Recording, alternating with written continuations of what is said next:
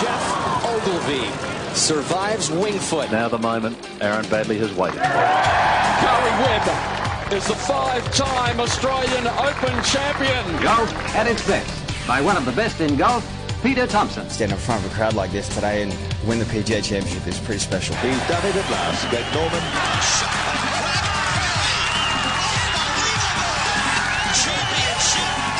Matt Jones gets his name on the Stonehaven Cup. Leishman to 11 under. Now we've got a new leader, kids. There it is! Adam Scott. A life changer. Coming up next, you have unrestricted access to golf across Australia and the world. Thanks to Golf Australia, we're going inside the ropes. G'day everybody, welcome to episode 10 of Inside the Ropes. Great to have you with us on a week where we're going to spend a fair bit of time reminiscing on what happened at Royal Birkdale. A lot to pull apart from all of that. Jeff Shackelford, noted golf blogger, golf writer, golf commentator, not too far away from joining us to participate in all that. We're going to hear from Carl Phillips, one of these young wunderkinds out there who at 15 years of age is taking the game by storm. Brett Gees, better known for his cricket exploits, is going to drop by for a chat as well. There's a lot to get through. Mark Hayes is here again. Hello to you, Hazy. Guten Tag. I was so impressed by your German there. That was outstanding. Deutsch. How did I go, Clay? Hello, Mike. You spent more time in Germany than Hazy and I have. Did I punch it out okay? Yeah, not bad, not bad. It's a sad note that we start the show, and I know you've been deep into this for the last 48 hours, Hazy. The news that broke a couple of days ago, well, yesterday really. It's Thursday morning as we sit to record the podcast about Jarrod Lyle. This is heartbreaking. Yeah, it sort of transcends a bit of what's gone on the last 48 hours. We're recording this in the Carlton area of Melbourne, and as we look out, we can actually see the Peter MacCallum Institute of the Royal Melbourne Hospital, and unfortunately, Jarrod's not too far from that ward. His third shot at leukemia. He's beaten it, in inverted commas, twice. It's back. It's the same thing. It's acute myeloid leukemia. And I apologise to the listeners if my voice hasn't got its normal sort of bounce, but I'm pretty rocked by it. And having spent a bit of time with his family in the last 48 hours, I can tell you it's a pretty traumatic time, and more so now for them with two young girls. And there's been an outpouring of support. Let's just hope that he can ride that wave and get through it one more time. I don't know what to say about it, to be honest with you. Last time, we thought it was. We all hoped and thought that having beaten it the second time, that he wasn't going to have to be forced to fight this fight anymore. So when he was a 17-year-old boy, he was literally on the verge of making his senior pennant debut at Commonwealth, and that Saturday, and on the Friday or Thursday, he got the hook and was straight into the hospital. And that's where we sort of came to know him from the time he spent with Robert Allenby in recuperation there. He was just making his way to become a legitimate force on the PGA Tour. He'd come through the whole rehab and build up his career. We all saw the hole-in-one he had at Phoenix, and I think he was becoming a legitimate player. He banked a lot of big checks in consecutive weeks and got his hideous knock in 2012. I don't think people realise how close he came in 2012 to not being here. It's a horrendous process. Basically, he's reborn.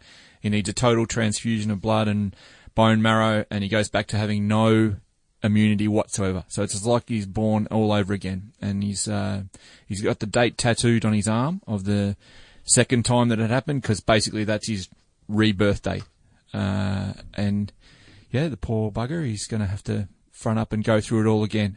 He doesn't ask for anything from anyone, but I know he appreciates all the support, and he's just such a gregarious character. It's gut-wrenching to see someone who I don't know if anyone who deserves this less than Jarrod Lyle, and he's had it 3 times. It's extraordinary. Yeah, that kind of ruined his career, that second lot. He just finished 3rd or 4th, I think, in LA at Riviera. Yep. And he just needed to play out the rest of the year, and he was, for the first time, he was going to make the top 125, and a legitimate shot at a long career.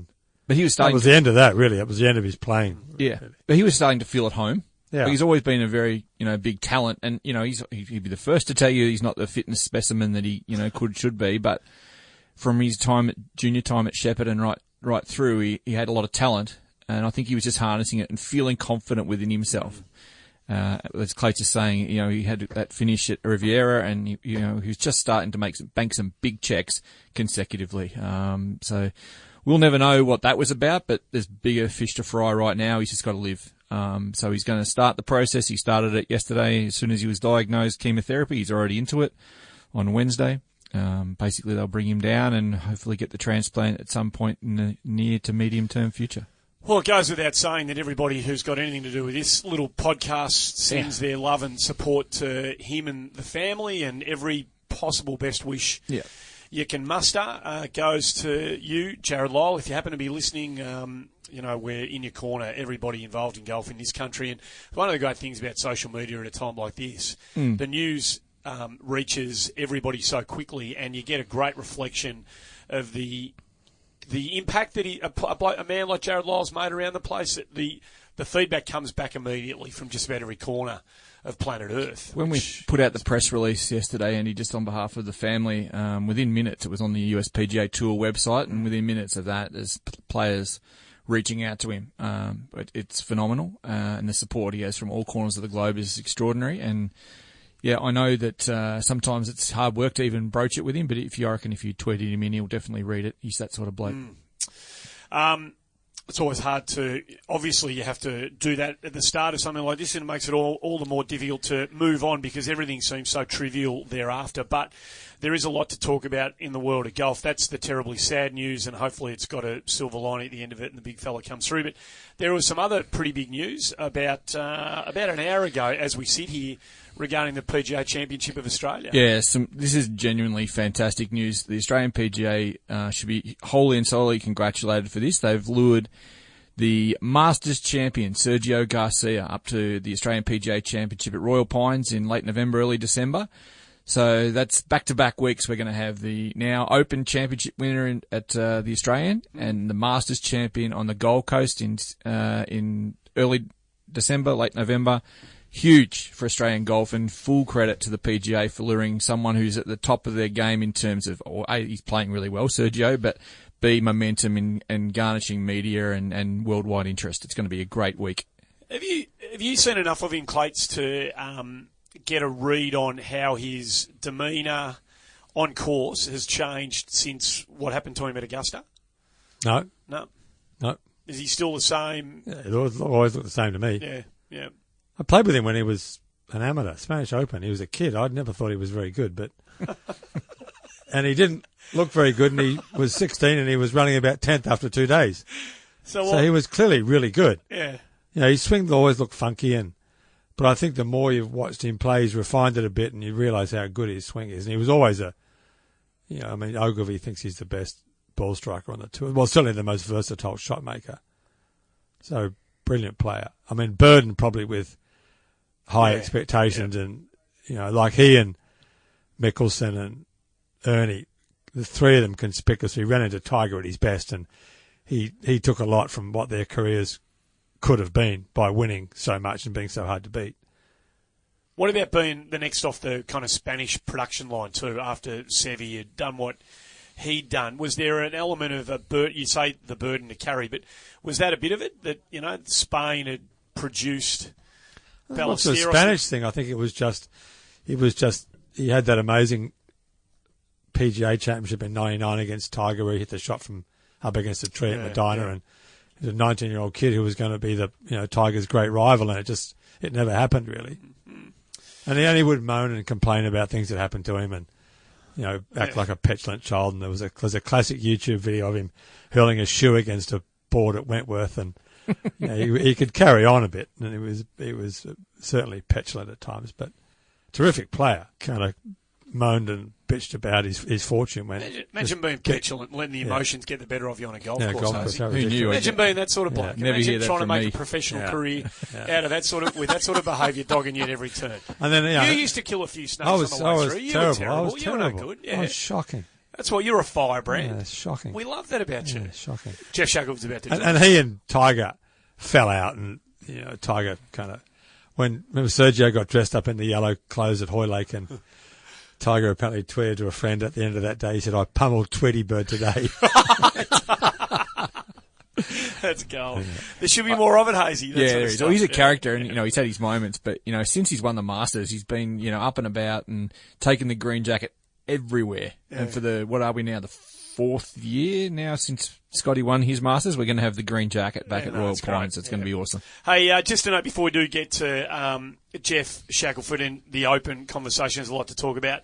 For our avid listeners, you may have remembered that we didn't quite know what this would become after week one, and in all honesty, Inside the Ropes was a pilot for 10 episodes back then. Thanks to the wonderful response we've had from you lot out there and the support of many people, including everyone here at RSN 927. We are absolutely thrilled, Hazy and Clates, to announce that Inside the Ropes will be continuing right through until mid-December with weekly episodes bringing you unrestricted access to golf in Australia and around the globe, which is fantastic news for us here who enjoy getting together and doing this on a weekly basis. Don't forget, if you have been listening and you might be potentially a little bit new to this, subscribe on Apple Podcasts, iTunes or Android. For Android users, download a podcast through Google Play. Get the show delivered to your device every single Thursday.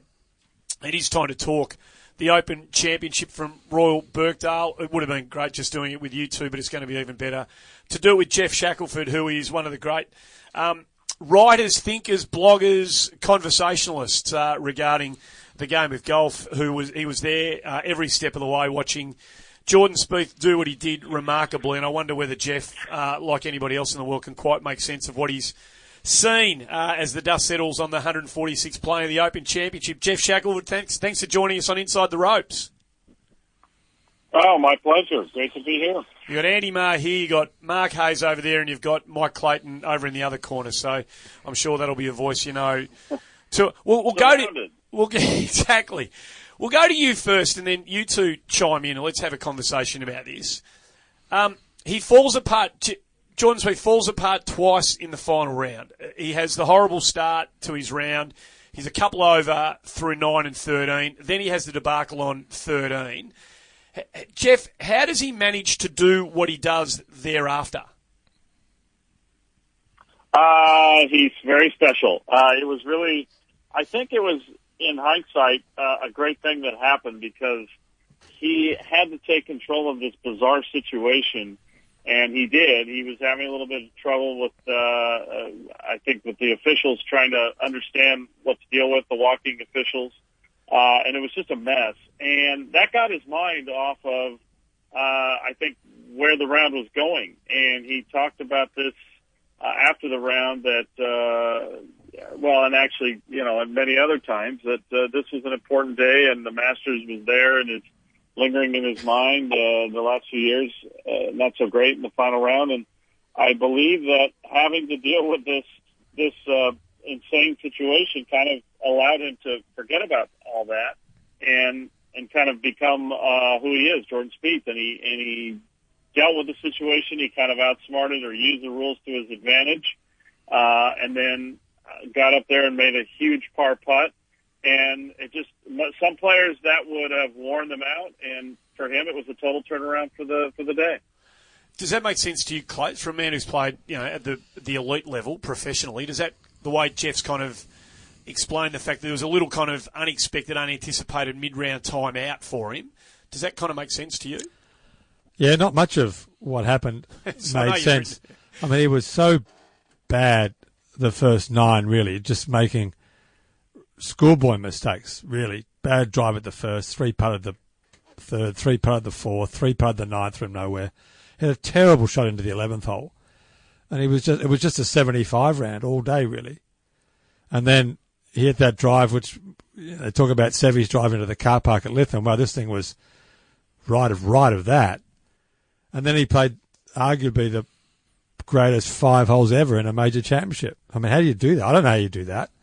I mean, for Kuchar to be 1 ahead and go par birdie and be 2 behind was just staggering. It's still hard to comprehend that. It makes no sense. Jeff, what was your take on it? When did it become obvious to you that there was something special going on? Was it the tee shot on 14? Was it the eagle putt on 15? Where did you think, oh my God, this is unbelievable? Well, when he walked off the green on 13, I had gone over to the side, we'll call it, to the driving range and seen that shot. And then when he was coming off the green, when he turned to Michael Greller to hand him the putter, he just ever so briefly flashed this little grin. And it was very clear that he knew he had just gotten away with murder out there. And so then when he stuck it on 14, it was like, oh boy, this is incredible. This is a total turnaround. He's headed for, now what he ended up doing, nobody saw that coming, but that shot on 14 was really impressive. It's a very hard hole to hit it close on. It's just kind of this downhill par 3 with a big green, and I hadn't seen a lot of good shots there all week, and to almost make it was just incredible. And it had to be such a lift for him, and that's just how he's just one of those special players that can take a situation, and we saw this a lot with Tiger. We've seen it with Phil Mickelson in recent years and through history, that instead of it wearing him down, he fed off. Jeff, sometimes when the players talk about we this and we that, when clearly it's an individual game in a lot of respects, he talks about Michael Greller in a really respectful sense and a complete adoration in some senses. Is this the true team? When they say we here, is he the team? Yeah. Well, there are other people involved too. I think Cameron McCormick really doesn't quite get the credit he deserves, and that was really a big change for him last week. I don't know how much you guys picked up on this, but or maybe discussed it, but he had the TrackMan out before every round, and this has just been an interesting shift I've seen this year more than ever. Instructors are now staying around for the entire tournament. They're there on the range when the players are warming up. They're involved in the pep talks. And then this is the first time Jordan in competitive golf has checked numbers on the TrackMan before the round, and that was something that Cameron suggested, dealing with just the different air and the way the ball flies over there. And so there are many people involved in this, but I think that's something he does, is just to make it feel like in his mind this is a group effort. And it got a little weird, as you may recall, last year when he got a little cranky with Greller, and it was a little reminiscent of the old Herman Mitchell, Lee Trevino thing, when Trevino griped that when it was a 67, we shot 67. When it was a 77, Herman would go, he shot 77, and so they've gone through a fair. There some up and downs moments, but I mean he's only been out here for a few years, so they'll have more of them, I'm sure. From that chest bump at the Travellers through to the rave reviews they've got for each other out of Birkdale, it's been a pretty amazing little ride, hasn't it?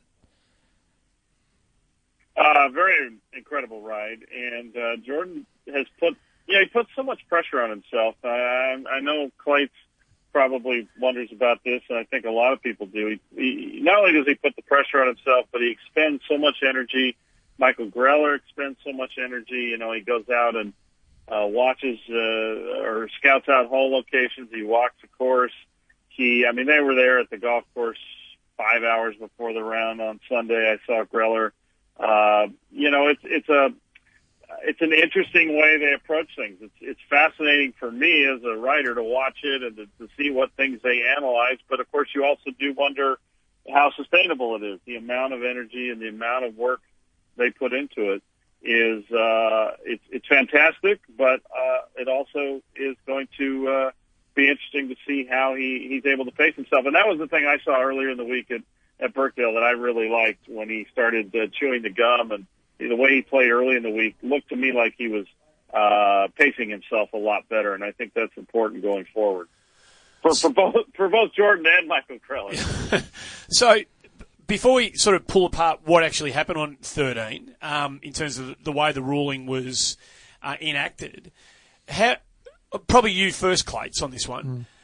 Like Bones has said, greatest yardage ever given to a player by a caddy. It's over the top, probably. But how significant was the fact that, because I don't reckon Spieth hit a great shot when he actually got over the ball, but how important was it that at least the number, or was that interaction between the caddy and the player? I mean, you can guess at 240 at that distance, it's not making that much difference. I mean, the line's more important than the yardage.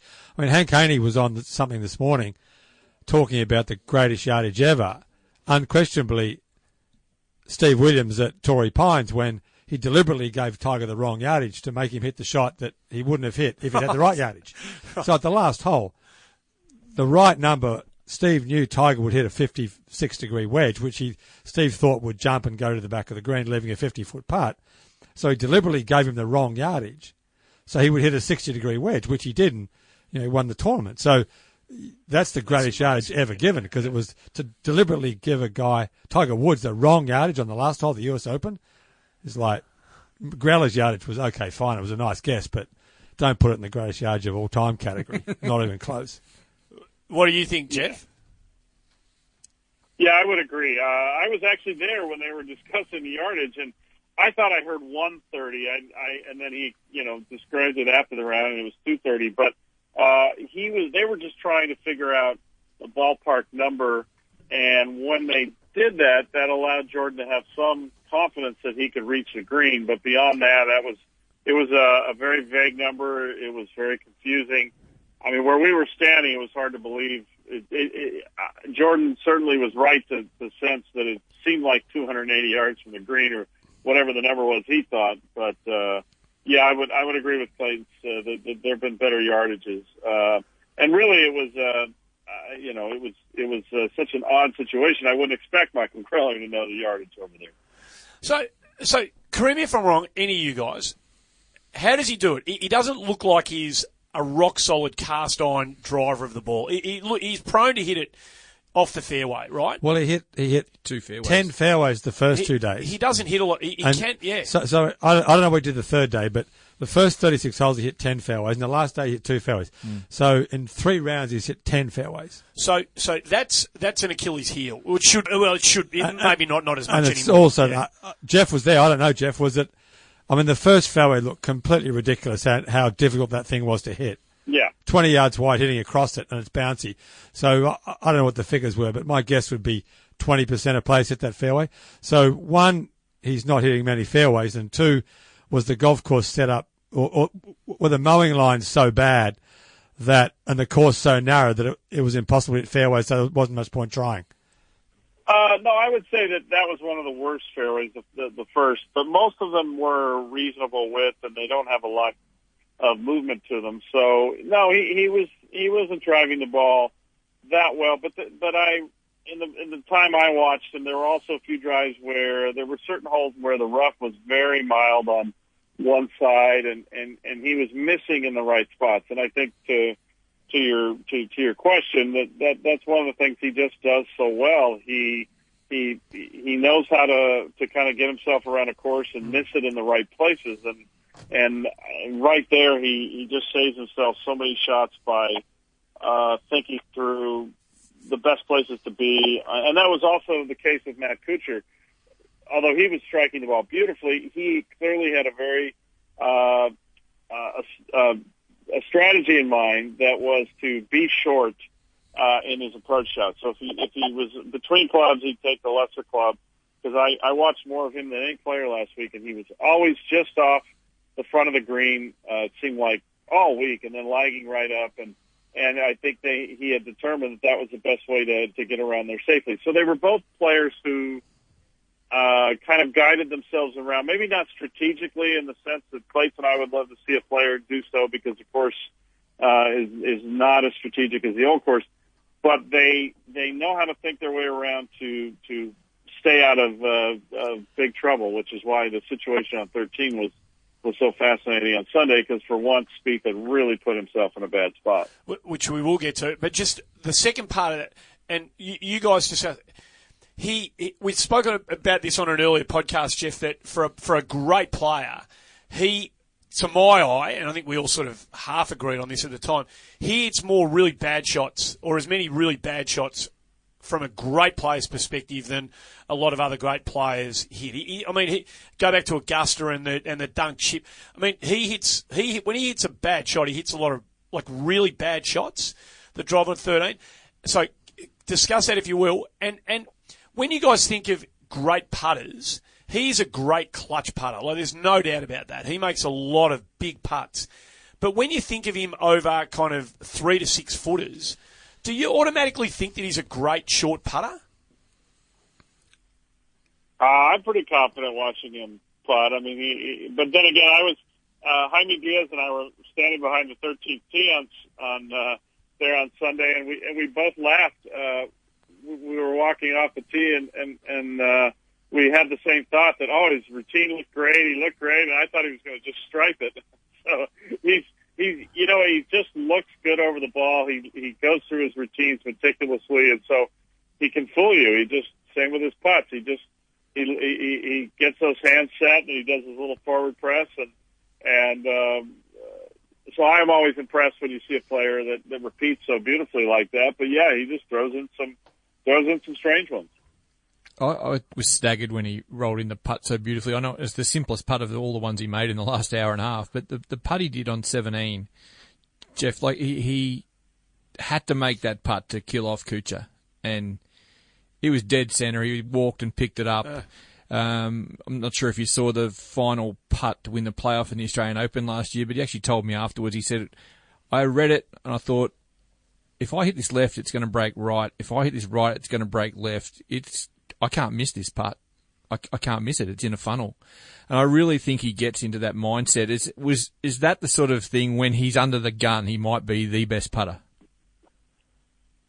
Well, he may focus differently, yeah. And he certainly is showing a tendency like Tiger to take the putting game up a notch under pressure. So, but I think he really has kind of struggled earlier this year on putting at any point in the round, and so it started to kind of come around, and then at the Travelers, really that was when he had finally a good putting week again, and then he just kind of kept it going, and the greens were beautiful there at Birkdale, and he got there early and really got to know them well, as did Kuchar, and in his play. I mean, he putted unbelievably too, and so it's just it was fun to watch that, because they just seem to have such a mastery of those greens, which they're kind of unusual greens, as Clates might be able to tell you.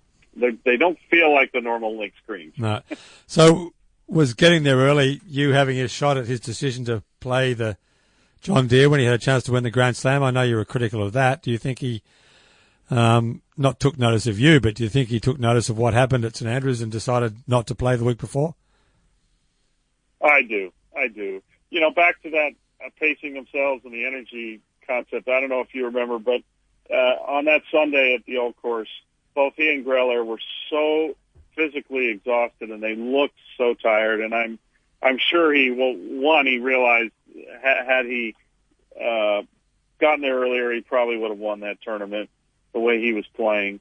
And I think he also just realized that if he's serious about majors, it's absurd to think that you can just fly in on Monday afternoon at any golf course and succeed. And I think he will not be playing the John Deere ever again.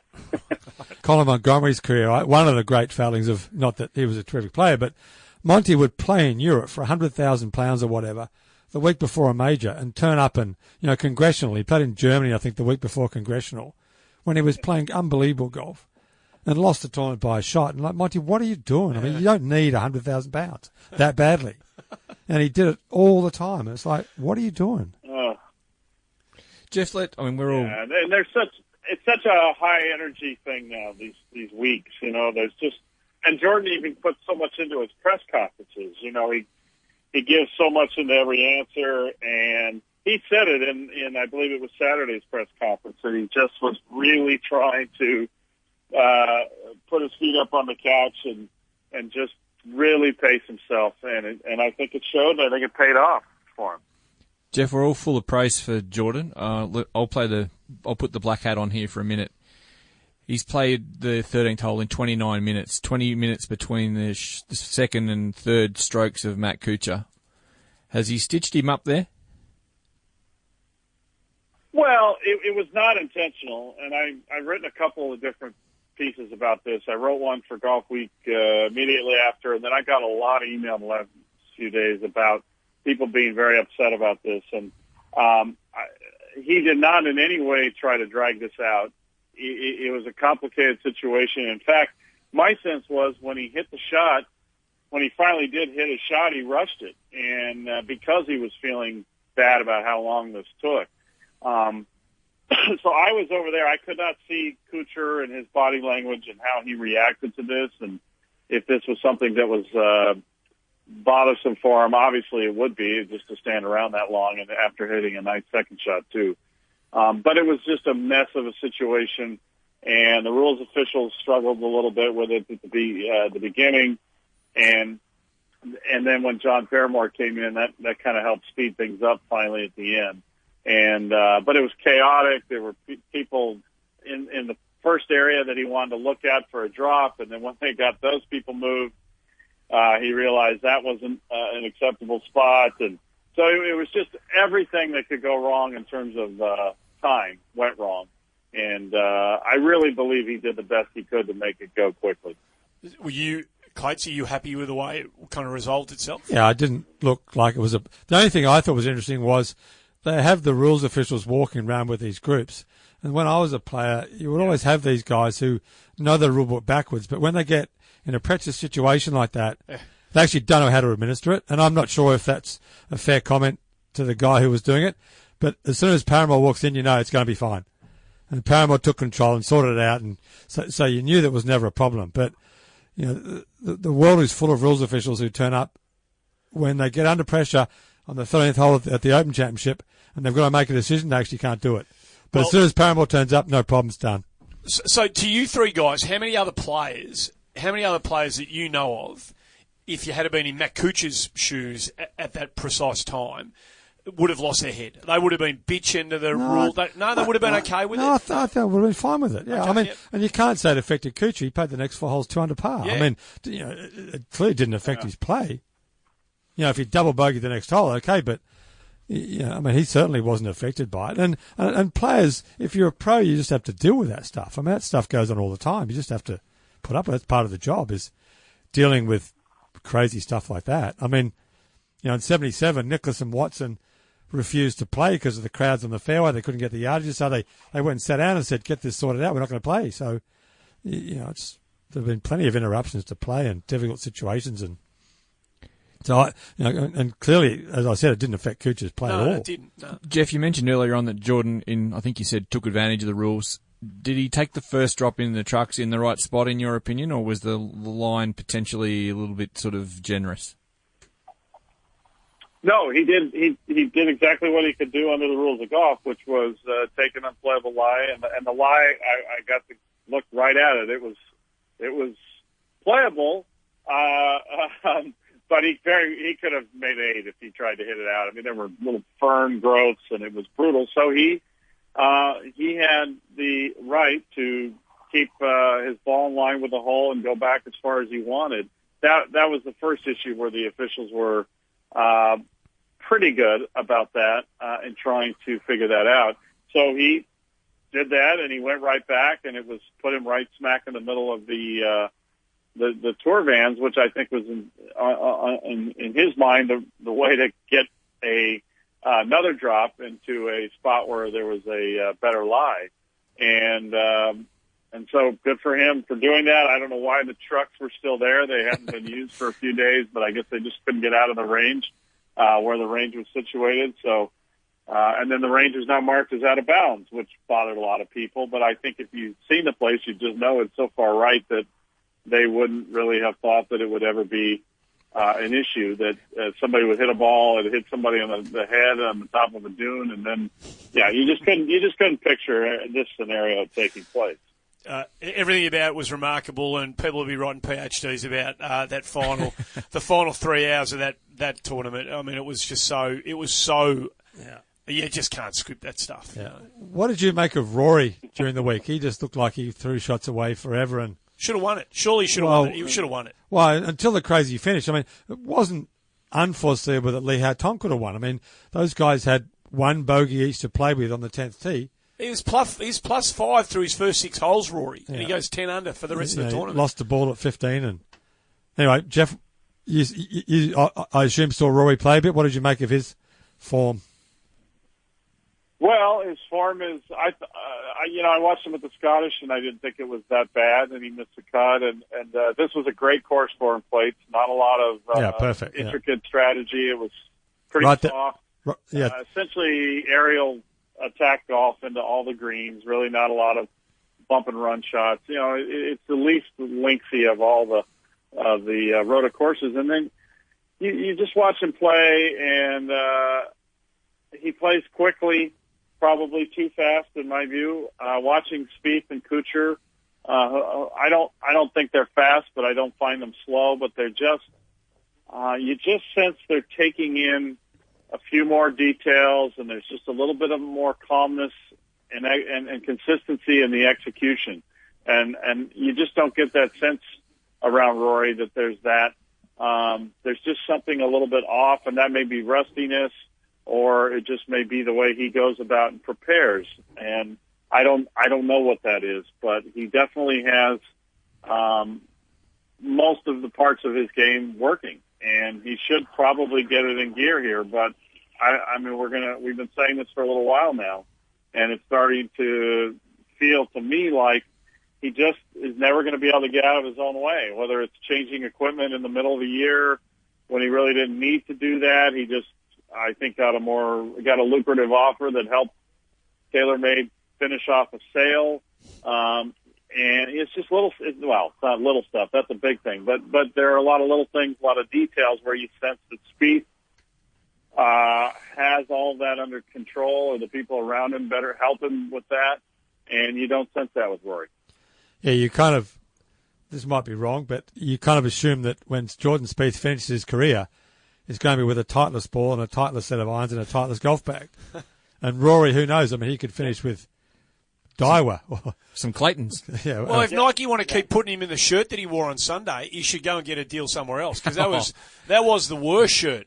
Well, what about Stenson's? How about Stenson's? No, sorry, yeah, you're right. Stenson's were the worst shirt. McIlroy's was the second worst shirt. Terrible. Well, but what about Jason Day on the first day?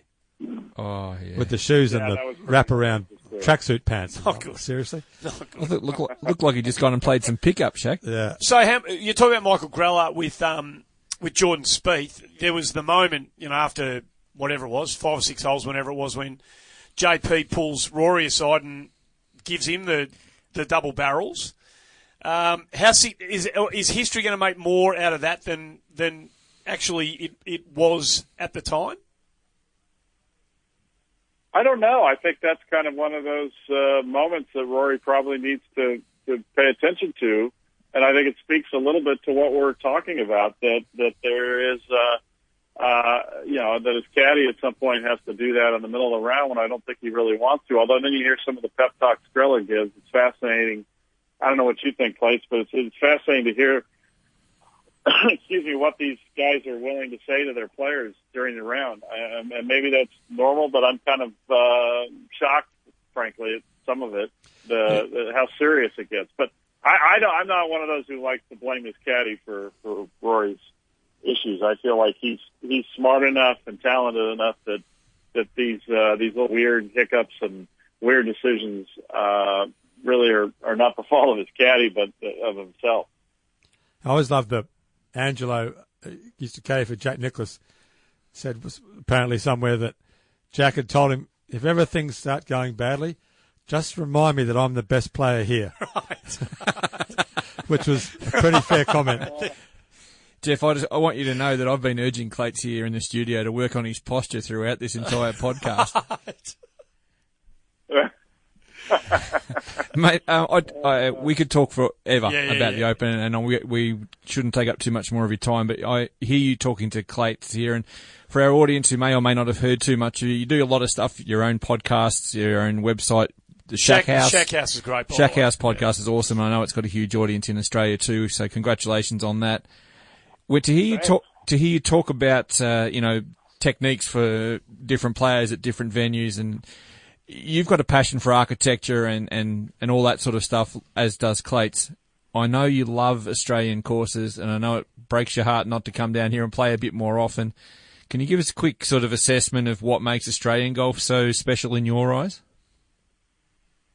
Well, I think it's highly unoriginal to say this, but it's just it's a beautiful merging of the best elements of links golf and the best elements of great inland architecture, and I think that's why people, at least why I respond to it, and so many people do, that brings together these different looks. And let's be honest, a lot of people just don't like links golf for a variety of reasons, and most of it's aesthetics and the visual.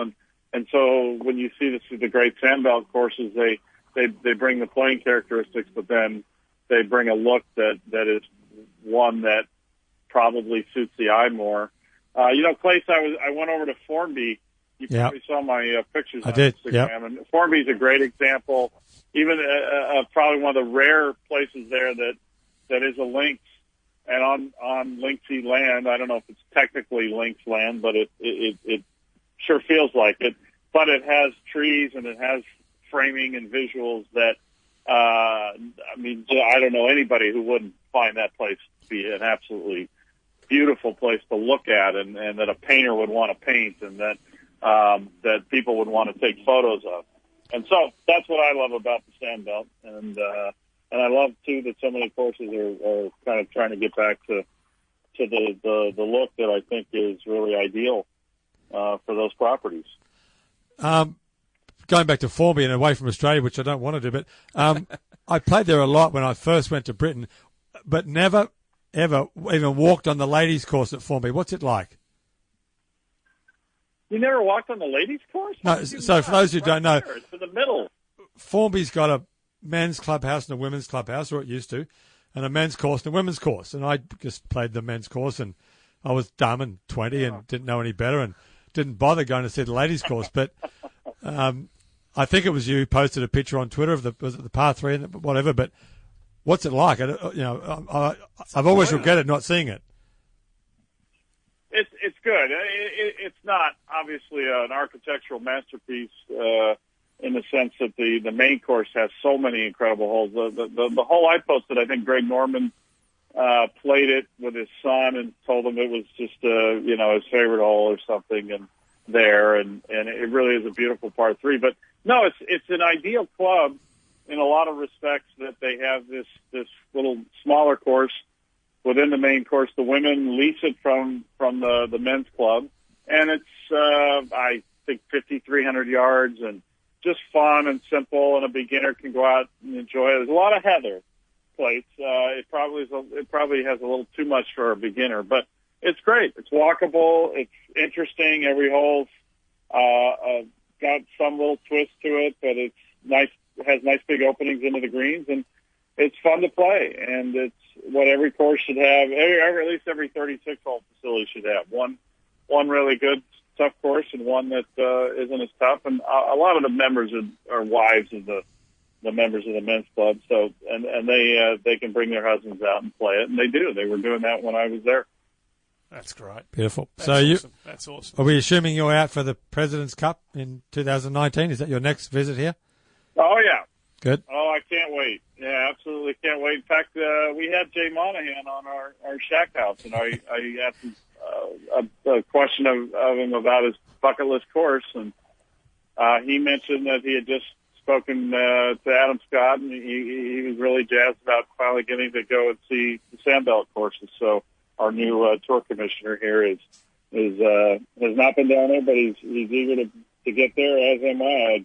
Unfortunately, we have a President's Cup in between at Liberty National, which could be about as far from a Sandbelt golf as you can get in terms of every single element. So many of us are looking forward to that event because it takes us to an area where there are a lot of great courses. It's just not the one where the event is going.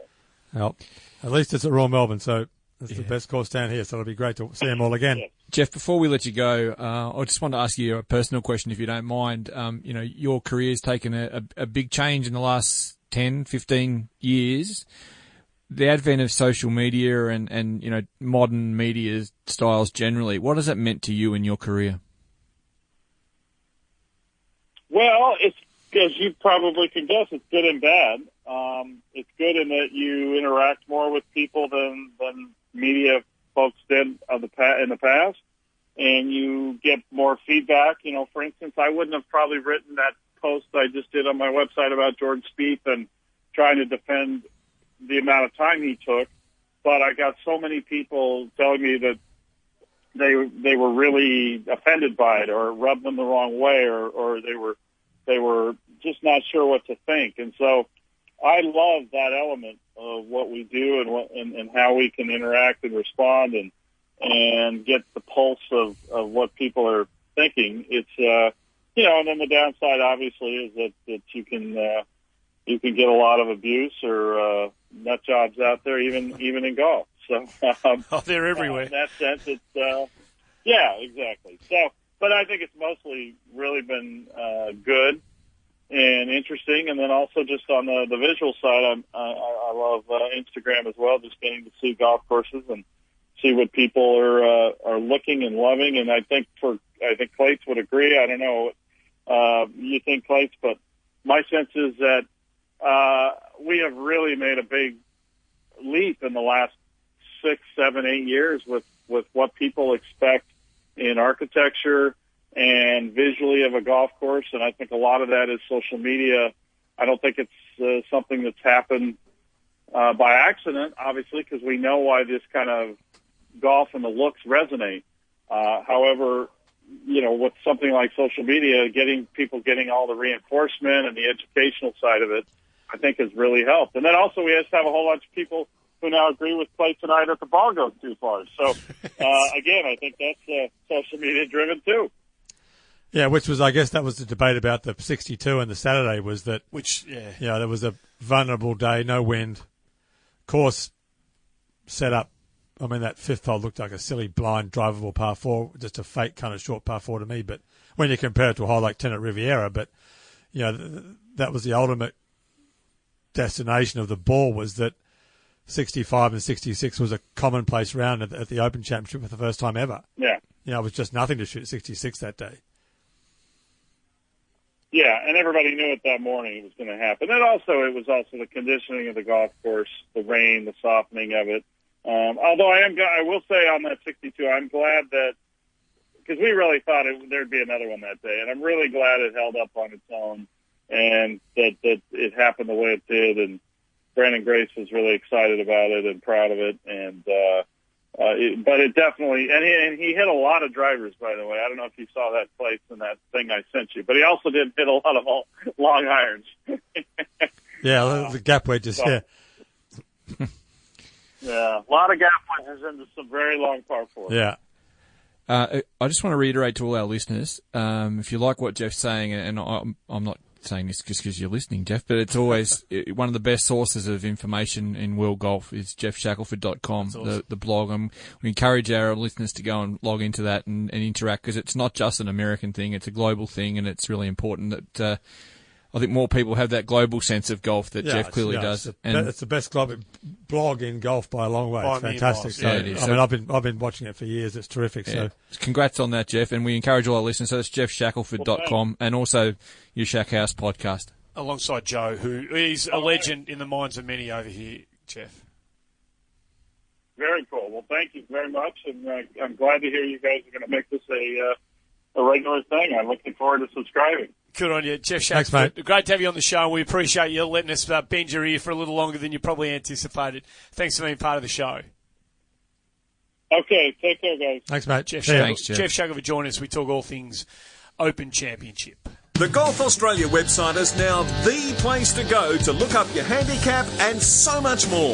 Whether you're out and about on your phone or in the office trying to avoid work, just go to golf.org.au and punch your golf link number into the box at the top of the homepage. Who knows, maybe that last round was just good enough to put you in single figures. While you're on the site, check out the daily golf results at your club, view our course index for up-to-date ratings, read the latest golf news from home and abroad, listen to Australian golf podcasts and interviews, and watch video tournament highlights or tips to improve your game. It's everything a golf tragic could want. Visit golf.org.au today, the home of Australian golf. G'day, I'm Cameron Smith. I'm not at home as often as I'd like, but I can keep up with all the Australian golf on Inside the Road. Brilliant having access to Jeff Shackelford and completely back up your views. If you're a consumer of a podcast like ours and you're not reading jeffshackelford.com and you're not listening to Shack House, which he does with Joe House, who's part of the whole Simmons empire, then you're doing yourself a disservice. You've got to be consuming this stuff. Well, as I said to him before, he has a global view of golf, and he doesn't just try and jam American stuff down your throat. He's got a full appreciation of the complexities of the game at a political level, at an architectural level, everything. He's an all-rounder of the highest order, a great writer, but also a good accumulator and distributor of other information. Good golfer, Clates? Is he? Yeah, he he was a college player in America. His best book, which I'm not sure how well it did, is called The Future of Golf. I guess you can probably dig it up on Amazon or something, but he wrote a book on the future of golf, which every golf administrator should read. It's brilliant. It's brilliant. Okay, let's wrap up the other bits and pieces from what was an unbelievable Open Championship. The Aussies. What do you want to? What do we take away? 6 of them make the cut. Halfway point, it looked like it was going to be a bleak Open Championship for Australia. Great rallying from a couple of them on the weekend. What do we take away from it from an Australian perspective? Well, a quick mention to Bland and McCarthy, who actually did a pretty good job in the second round after a pretty ordinary first round. Early third round, it looked awful. Hend, Leishman going backwards, Day showing not much, and Scotty likewise. Thankfully, they lit up late in the third round. Scott Hend was among the best players anywhere. 5 birdies he finished with? 5 in a row to finish. And, went backwards against Grace, but, he put himself into position and Day came through and, things were looking up. Leishman followed suit in the same group as Hend. That would have been magnificent to watch if you're an Aussie over there at Liverpool. But they haven't fired a shot other than Leish on the Sunday. They shot 64. Oh, sorry, I neglected Bads. I'm getting really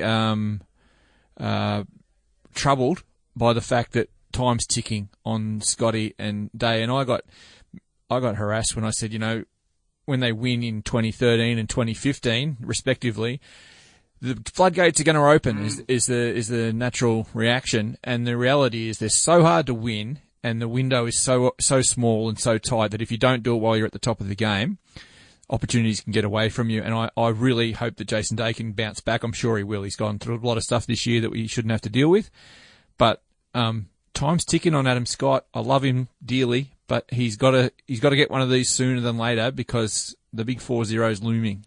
I think he's going to be a good player if he wants to be for a long time. Such a great swing, yeah. Talk right into that microphone, Mike. Right into I think the putter's always going to be the thing with him. I mean, you watch him play, it's like, why doesn't this guy win every week? I agree with that, but he for 3 or 4 years was the player in major championships. Yeah. His total score over the 4 majors for probably 3 years in a row, back around 2012, 13, 14, was so far ahead of everyone else it was ridiculous. So it was a Monty to be in considerations come Sunday afternoon at majors. It's not the case anymore, and I don't know if it's putting or whatever. I just really hope that he can find it within himself to get another one that his talent warrants. Do we think he doesn't play enough? I mean, I do, but that's because I played too much. I just think they don't play enough. But I think he should play more. I agree. He's taken a different tactic this year. Previous years he's had weeks off leading up to major championships. This year he played in St Jude, I think before the US Open. He played the Scottish Open just before going to Royal Birkdale. Played at the Houston Open, didn't make the cut before the Masters. He's got to find something here. He's searching desperately. I think it's not for want of trying. That's Is it for sure. just the putter? Is it the putter that just will always? He's going to need to have a hot 4 days at a major, and it's just going to be coincidental. It's going to be luck to a large degree with him. Excuse me. I haven't seen him play enough the last couple of years at the majors to know. I mean, it always looks like the putter, but that's because the TV goes to the putter and you watch him miss a putt. But I mean, Jordan Spieth missed a whole bunch of putts too on Sunday. So he looked like he was hitting fairways and greens. I haven't looked at his numbers, but he kept knocking it to 15 feet. He kept giving himself, every time we saw him, we didn't see much of him on the television coverage. But when we did, his game seemed to be pretty good, Nick, but he just kept missing the putts that he needs to make. I think mentally he must actually be in a reasonably strong spot because he's so despondent with himself every time he walks off a green. Yeah. Yet he still manages to flush the next drive. So, I don't think it's all lost. I just think the time is actually now ticking. It's tangible almost for Scotty. And was Leish, he 38 now? Yeah, 38, I think. 38? Yeah. Leish, on the other hand, he's the coming thing. If he can sort of make all his world just unite for a couple of weeks, I reckon he has got a major championship in him. Hasn't got Adam Scott's swing, and nor will he have put himself in contention nearly as much by the end of his career in majors. But he's getting really close, and he's easily Australia's most consistent golfer of 2017 at that level. Nothing but praise for Mark Leishman. Yeah, he's terrific. Yeah. Brandon Grace, 62. We touched on it briefly on the way through with Jeff Shackelford. It is the number that everyone's been, sort of aspiring to for a long time. You've seen all the great rounds in the time that you've been alive, and if you haven't seen them, you've consumed them one way or another. Where is this? Is this going to get pushed beyond and behind, even though it is the 62? Are people going to look at 63, 64s, and maybe a couple of 65s here and there under much more penal conditions at more difficult golf courses and rate those rounds significantly higher than Brandon Grace's 62? Yeah, it's just a number. Yep. It's the lowest number in a major. But, excuse me, I mean, arguably the greatest rounds ever was Ben Hogan's 67, Oakland Hills 951. David Graham, 18 greens, 67, Merion 1981. Greg Norman, 63 at Turnberry, 64 at St George's. So the great rounds, I think, would have win. Miller's 63, probably the greatest ever. I mean, to shoot 62, sure, it's the lowest round, but it's on the third day, on a really easy day, not to get remotely close to winning the championship. So the great rounds, to me, are under pressure. It's all about the context. Yeah. So if you were Greg Norman, I watched this again in the lead up to the Open Championship when he 3-putted 18 for the 63. If you were Greg Norman, he has this unbelievable capacity to seemingly let this stuff just kind of wash off him. But that'd haunt you every step for the rest of your life, wouldn't you? No. Don't you reckon? No. He's sure. No, well, not compared with Augusta in No, 96. but all there's haunting and there's haunting. How he still takes his clothes off and sort of displays himself publicly for the world to see. He should be completely the opposite. The number of traumatic events that he has put himself through, largely at his own hand. Yeah, but he won 90 times. I mean, it's a phenomenal career. He put himself through some pretty nice times too, true. Greg. He's been on the occasional private jet and He's had a good 13,000 life. acre farm in Colorado and Had a good pretty life. nice place in Jupiter. And it's all right. He's done all right. Not a bad life. Oh, in the shimmering highland waters of Colorado, Andy. Just look back at him fondly. So the tournament could have been played, the Open Championship could have been played, and nobody could have noticed Sean Norris had he not shot 65 in the third round. Anchoring. Right? The anchoring. It's just a farce now. This thing is pressing the top of his putter into his sternum. Like, there is no question about this. Well, I'm not sure you can maybe not definitively pressing. say. No, maybe not pressing, but it's making contact with his... But it's shown why the rule is such a bad rule. That Langer and McCarron and Norris are not seen to be playing by the rules. And they can claim they are, and perhaps they are. But the world's looking at it going, he's cheating. So if he shoots 74 in the third round and no one sees him play, no one's talking about it. That's exactly right. Do you know what I mean? So maybe one of his playing partners on the Thursday or Friday, who knows, has walked up to a rules official and said, "Hey, mate, the blokes." I don't know whether players do this because it sounds like you're lagging, but surely a player must have, one of his playing partners must have looked at him and said, So just for reference for everyone listening, this is the guy who was first out, played by himself or with a marker in the third round of the Open Championship, and he lit it up, especially early. So the camera drifts to him. It's going to happen. I think the anchoring thing is whether it's actually resting into some part of your body, not your shirt. But I'm not saying it's legal. I don't buy that it's legal. I do 150% buy what Clates just said about the perception.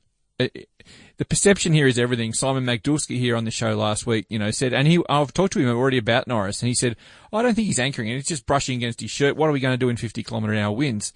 My response to that is, it doesn't matter if he's touching it or not, or if he intends to or not. It's the perception that he's cheating is everything in golf, because golf is the ultimate game for that.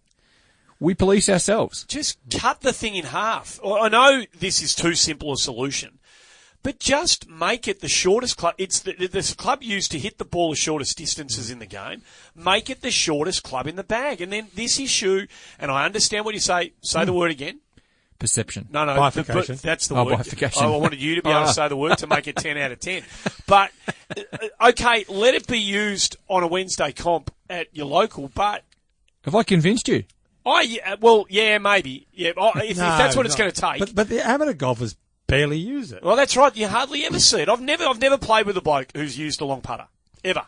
No, I've never played with anyone who does this thing on his chin, and never. Oh, I have. Have I you? have. Yeah, and to be honest, they come and go.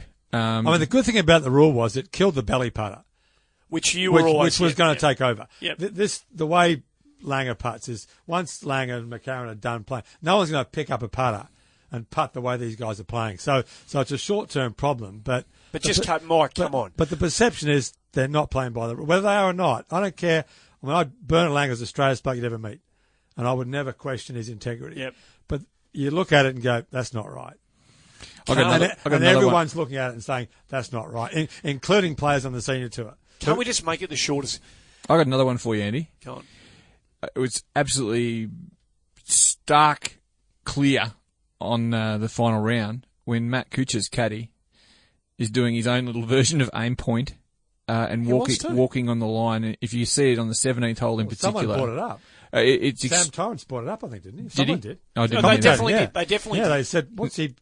Now, this rule is going to go by the by, and on the January 1, 2019, when the new rules come in, the modernisation rules actually are applied, and you can tap down spike marks and whatever you like, and even touch the green between your ball and the hole.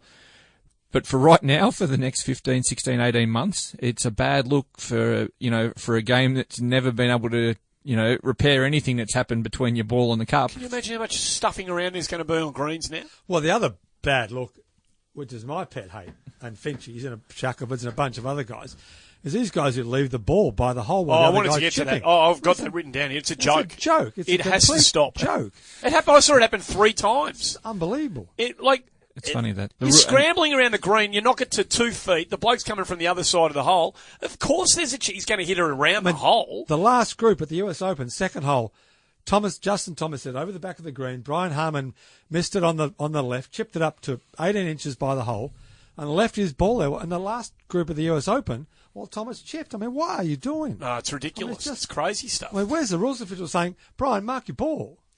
Yeah. Well, just go. But surely it's incumbent on the player. Wait on.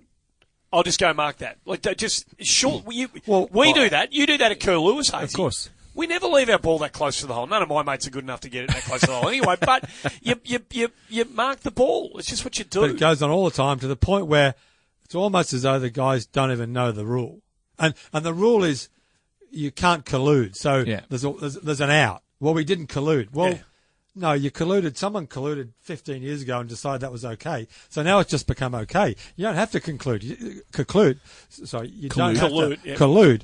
It just gets done. It's just, I'll just leave it there. Can I ask you one more thing, your thoughts on this? And it's not my thought, I've seen it out there before, but it's one that I love. If we want to speed up play, once your ball's on the green, only the players are allowed on the green.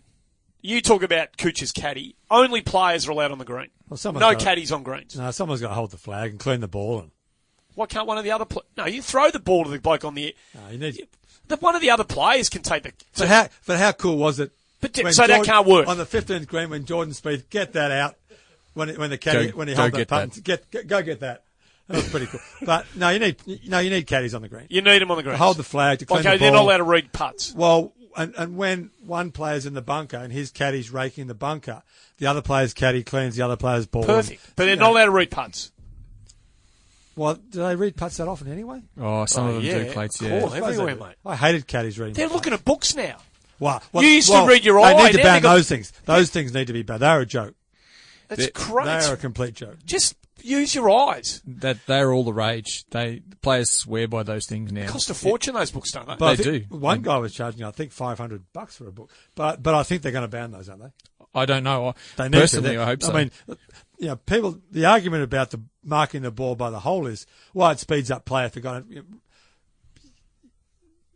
There's nothing could slow play down more than the next generation of kids who are reading algebra with their caddy on the green before they putt. Right. Last one from me. It was just in my sort of trash box of outbox of things I wanted to talk to you two about.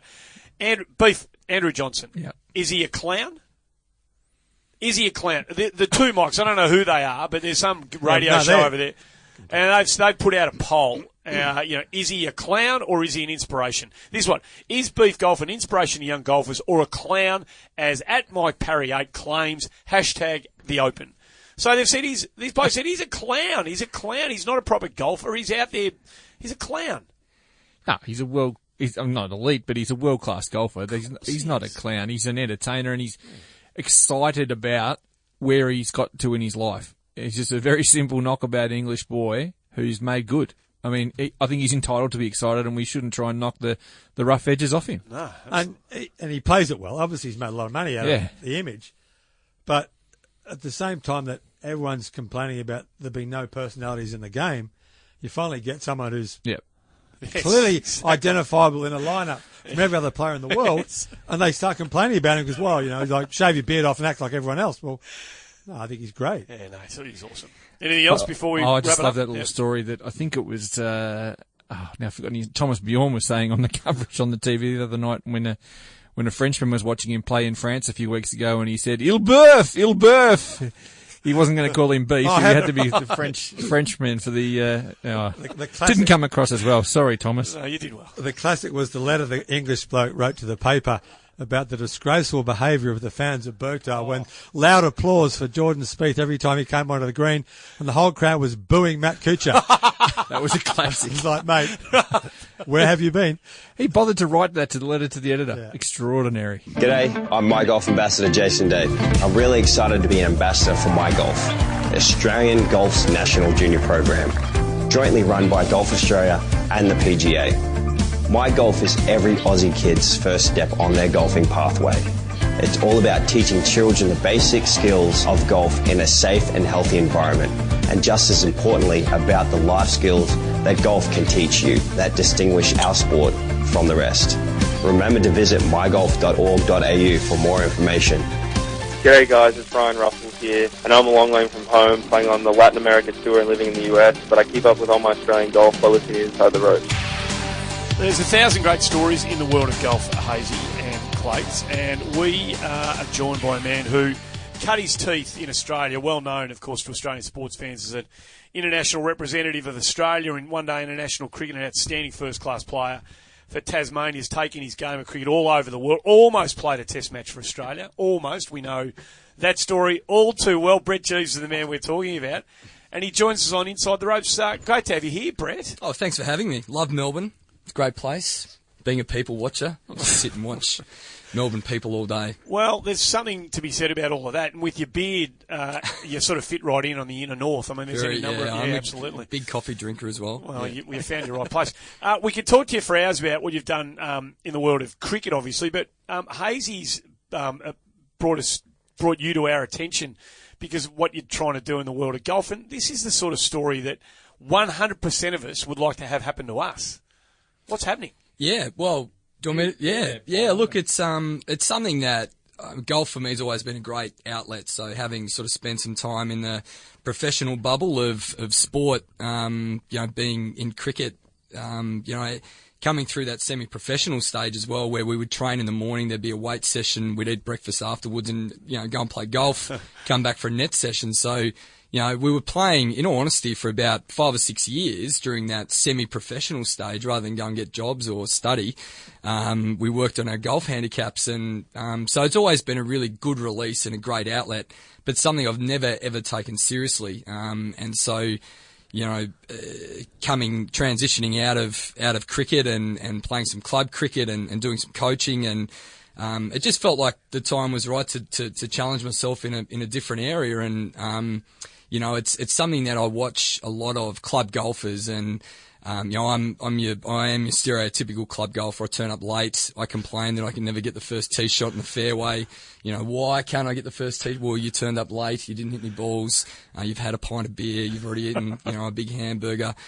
So what we're trying to do is to see whether or not, your stereotypical club golfer who's got, I've got a good foundation for a game, but like most club golfers, I can't chip, I can't putt, and I hit a slice and can't hit a draw.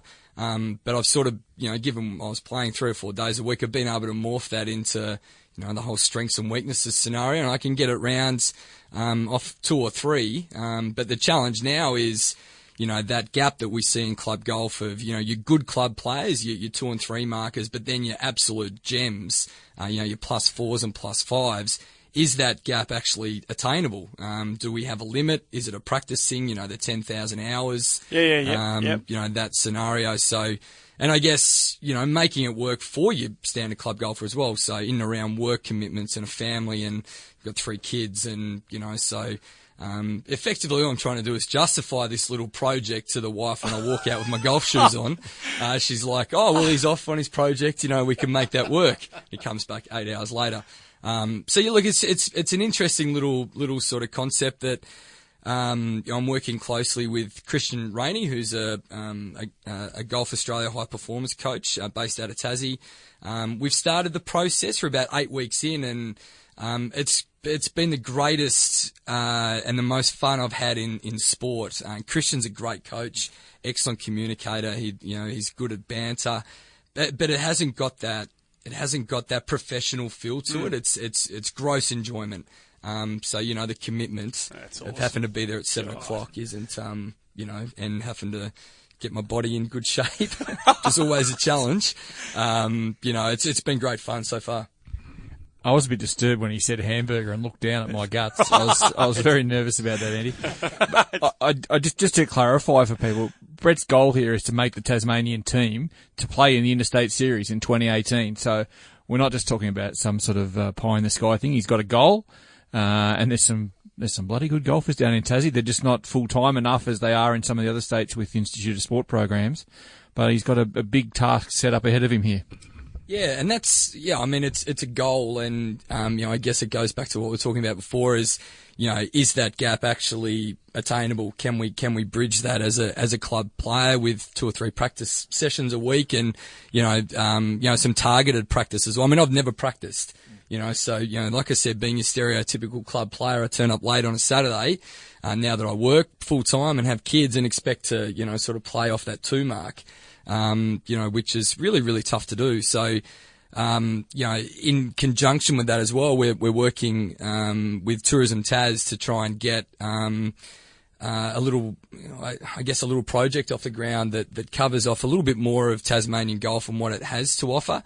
So we know, the courses and, Barnbougle and Lost Farm and the introduction of the King Island courses, they sit worldwide rankings straight away, which is phenomenal. But it's a bit of a gem, Tassie, that seems to go a little bit lost. People travel down and they play those courses, Barnbougle and Lost Farm, but they're actually missing out on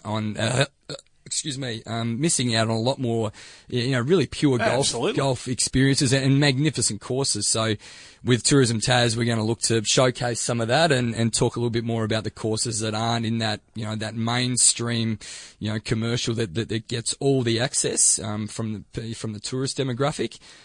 So, we're looking to showcase some of that as well as, with Christian, providing some coaching and some tips along the way to those that are checking into those little programs.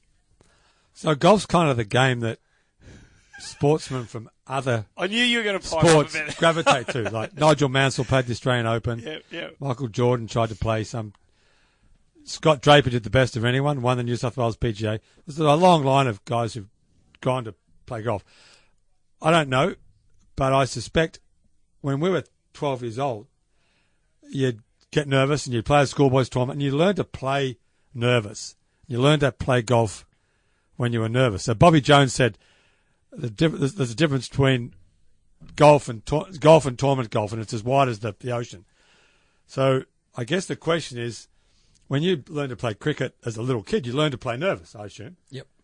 So in golf, when you learn to play nervous, you understand what's going on. You understand how to manage that. If you've never played tournament golf, there's a massive gap between, which is what I guess you've got to learn. I'm sure you can play great, but the trick is to tee up in the Interstate Series on the first tee, playing against some kid from New South Wales and go and handle it. Yeah. And Scotty Draper did that better than anyone who's ever played, who's ever switched sports. To win the New South Wales PGA, it wasn't a great field, but it was a decent field.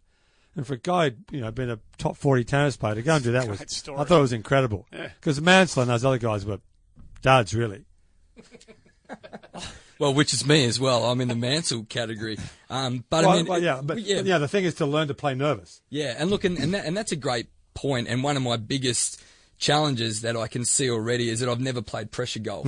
So, your Saturday club golfer, you're beating yourself, and that's about it. And you're doing it with a can of Coke and, and a bag of chips and a dim sim, and away you go. But, to do it under pressure, where every shot actually counts for something is something that I'm most nervous about. I think technically I can make the improvements to be a better player, but it is going to be actually understanding the craft of tournament play. I've never really played match play. So they're the little things, I think that are going to be the biggest challenges. It's not necessarily going to be the stroke of the ball or picking up the technical stuff, but actually understanding the game of golf is, and something I'm so keen to know more about. Was the funnest part. But I mean, people ask me how I'm playing. I said, I don't know. I haven't played a tournament. I don't know how I'm playing. Yeah. I might go and play golf, but I play okay. But that's not that doesn't count. Which again, I guess, is what amateurs don't perhaps understand about why golf is so.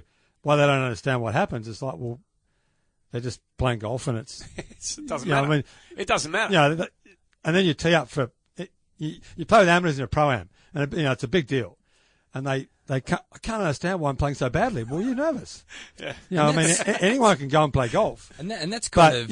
when you're teeing up and it actually means something, it's a completely different game. To me, that's always been the lure to golf, is that the gap between skills and numbers, so, handicap is enormous, so the gap between your 10 marker in skill to your 2 marker is quite large. The gap between your 2 marker and your +3 marker is absolutely enormous. But the biggest gap of all is, those guys that are +3 to Jason Day, which is just not, you can't bridge that gap. It's just not going to happen. Which is, I love the story of Ryan McCarthy, who's, he made his way into the British Open, his first major, and a great achievement. Affable young man, good sense of humour. He's got the right approach. But he's been battling his way through a number of different tours. He's spoken openly about quitting 8 or 9 times, and it's not the life. Hey, I'm a professional golfer. Wow, all you do is drink cans and travel the world. Bank checks. Bank checks, and let's actually look at the guys. The percentages of guys that really struggle to reach that extreme echelon, which 99.9% of us will never ever reach. We just don't have it in us, whether it's the psyche of tournament play, or whether it's the physical attributes, or, you can't just pick it up at 35 and be 30 kilos overweight and expect to, be an absolute gun at it. Damn it. So we're all out. That counts us all out. So Clates, and this obviously includes, Brenton Hazy as well, but a guy who's off, 1 or 2 and he's going to commit to the year, with, specialised coaching the way he is, you might get down, you might shave a shot or 2, maybe 3 shots, you might get down to +2, maybe, all things being equal. It's not so much the handicap, it's can you go and tee up in the Tasmanian Amateur or the Australian Amateur and shoot 72? Doesn't matter what your handicap is. Can you actually tee up and get around in par? But if you're playing off 5, you can't do that. No, you got no chance. But if you're playing off +4, then you technically, from the pure numbers, you can do that. I mean, you've shot 68 before, it's not as if you stand on the first tee at Royal Hobart or wherever it is thinking, well, I need to shoot 70 here and I've never shot 70 before in my life. At least you can shoot the number, Yeah. It kind of goes back to the point about doing it under pressure. My best score is a 69, and it actually came after my very first putting lesson with Christian. So we thought that we were, groundbreaking. I was going to be Jason Day. We're like, wow, 1 lesson and he shot 69. Jeez. But it came under, the extreme relaxation of playing with the 3 guys that I play with every Saturday. It came on my home course that I've played now some, 1,500 times. Yeah. It's not on, it's not on a course that's foreign to me that, has skinny little greens. I don't know the intricacies of the greens. I don't know where to land it. The second hole of Tassie, I know what I'm going to hit. I know where I'm going to hit it. And, I can grab the club out of my bag with my eyes closed. But can I do that at Royal Hobart down the road where I've played maybe a handful of times? No, Well, like we talked Maybe about not. before. It's like Jordan Spieth. You watched Jordan Spieth play the front line like a 4 handicap on last weekend. I mean, he was awful. Well, for a world-class player, he was awful. But which shows how the pressure affects even the greatest players. They get in the first tee with a 3-shot lead in the Open Championship, and you hit your 3-putt and you hit in the rough, and you can't hit the greens, and it's a hard game. So, mate, you're pounding it out with Christian Rainey now, and Christian, as you says, that he's a ripping bloke, leading coach in Tassie and national coach for the Golf Australia as well. What pathway have you set up for yourself here? Do you play in an Australian Amateur Championship to measure your progress towards your goal, or do you stick around just in Tassie and sort of, in this smaller pond and try and come to the top there, or what's your path? Yeah, so I mean, we've mapped out a bit of a plan that we've been 8 weeks in, I guess, to the weekly coaching and some practice on the sides. The initial plan wasn't to tinker with too much, so a lot of work on putting and short game, which is my biggest weakness. But we've sort of changed a little bit. It's sort of everything seems to have happened quite quickly. The improvement has been really good. So my short game is now actually saving every round I play, which is quite remarkable. If you'd seen me try and chip previously, it was like someone chopping wood. But I mean, I guess as far as the plan, as you would be aware, Golf Tas are now aligned to Golf Australia in terms of the high performance programs.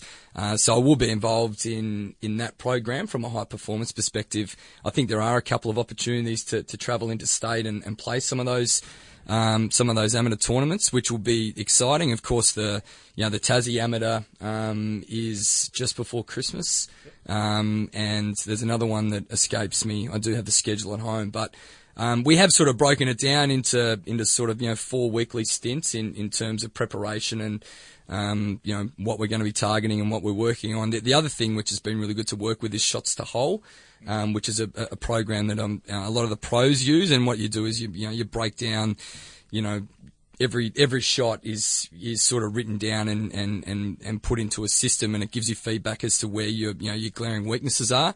And the first thing that showed to me is that I don't make a putt outside of 5 feet. So straight away we've got some targeted practice to work on. But I'm just happy to see where it takes me. The fact that I can get out and play some golf and the wife seems to be okay with it at the moment it's just the biggest win of all time. So this is my last one for you. This is Everybody listening to this is sick to the gut, the pit of their stomach that you've actually been able to pull this off.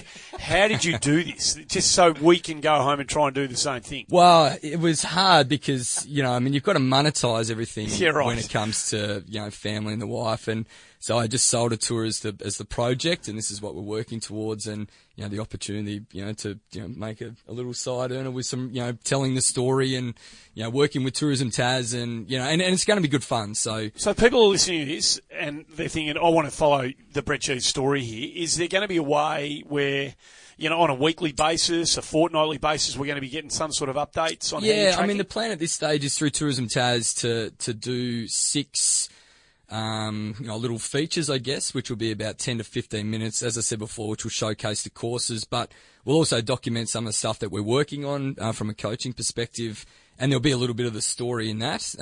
We're also working towards, a weekly or a fortnightly little yarn that'll be supported by Golf Australia on the website and a host of other media platforms as well. And it's fun. That's what we're trying to get across is that it's looking at some of the different demographics in the game and already having sort of been in it 8 weeks, I can see some really interesting dynamics playing out, with regard, sponsorship of golf in Australia and the available funds through, government and in comparison to some of the other sports. And it's been really interesting to sort of come into a completely different sport, and sort of watch how it unfolds. And look, Golf Tas is and I don't want to be disrespectful, but they're almost new to the high performance program as well. A lot of the work previously is, we've got some super talented guys, but they haven't necessarily had access through the Institute of Sport, to improve their games to the point where,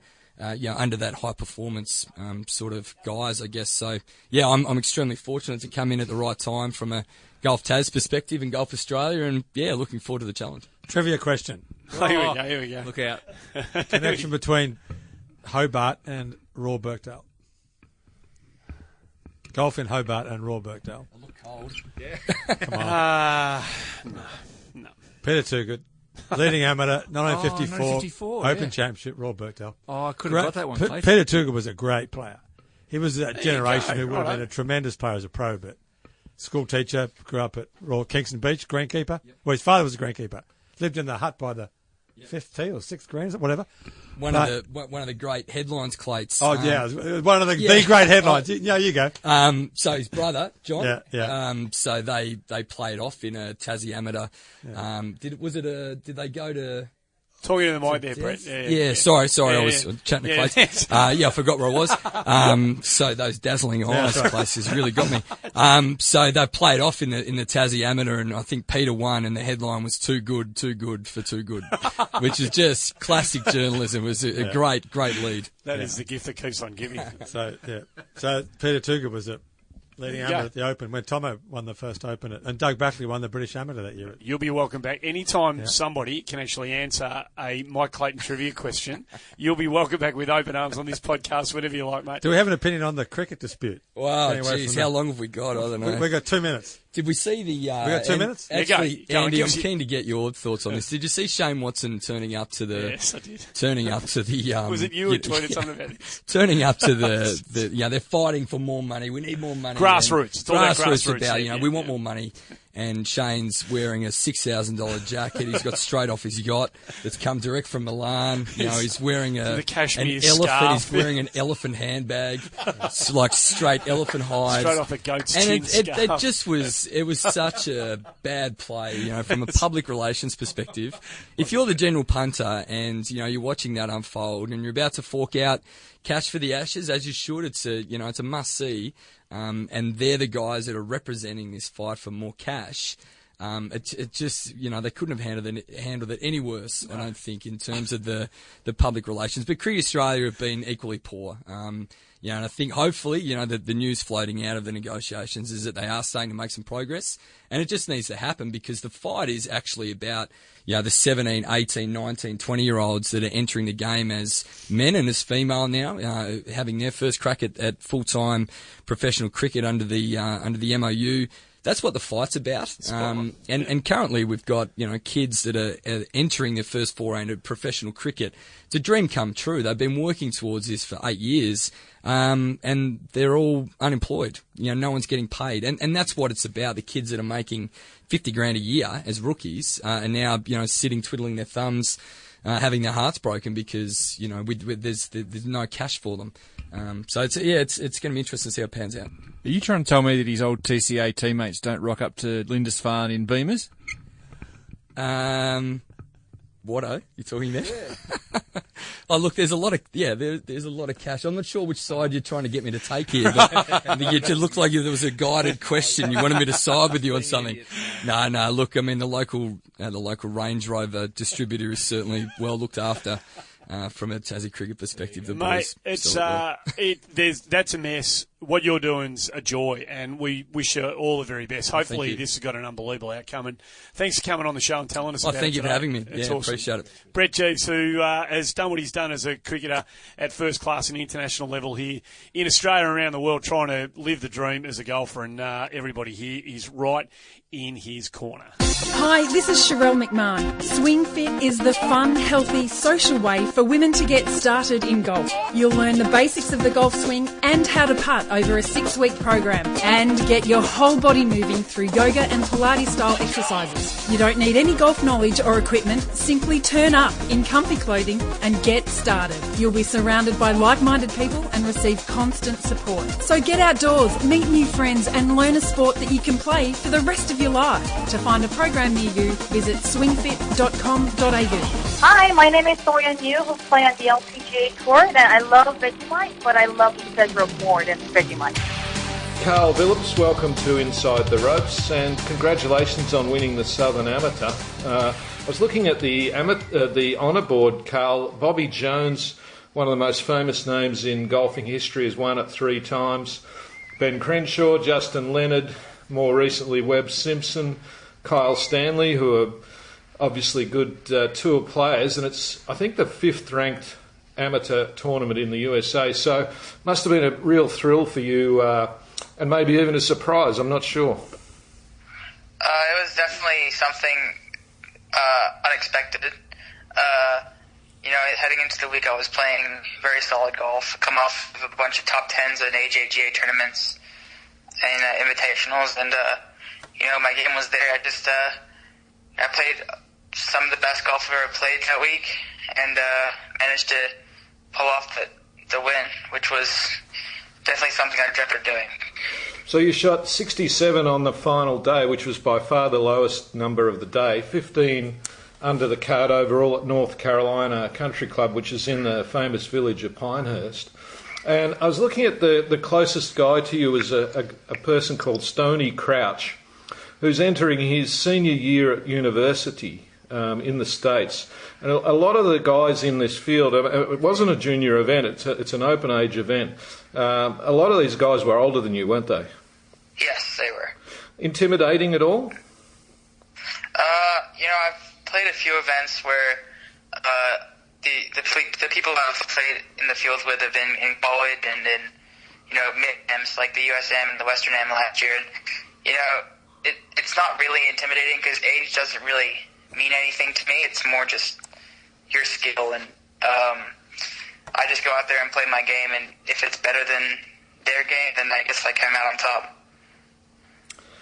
I'm told that you almost had to pull out of the tournament. Tell us a story about the fire ant attack.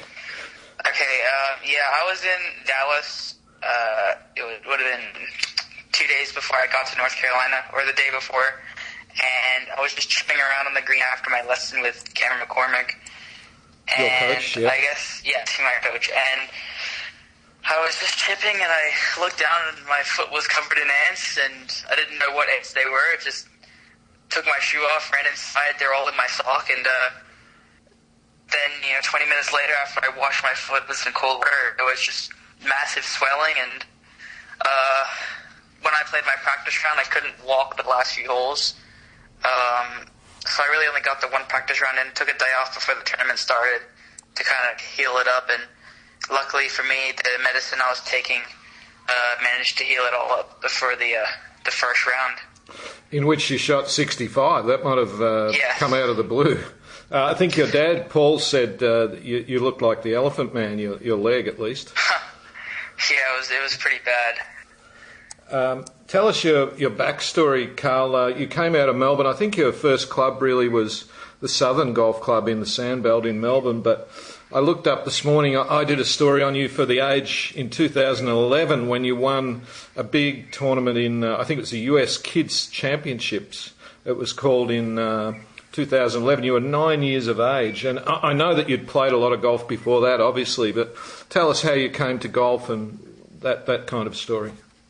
Well, I guess when I was younger, everyone has their role model they look up to, and my role model that I looked up to was my dad, and I guess I just kind of went out and played with him occasionally and fell in love with the game, going out late night, and I guess he just kind of taught me. He never really had a coach until I came into the U.S., and he's been kind of guiding me swing-wise and everything throughout the years. And, as I went from the younger stage, I started traveling around the world, the U.S. to play like the U.S. Kids that I won a few times, the Junior Worlds in San Diego, which I won a couple times. And then after I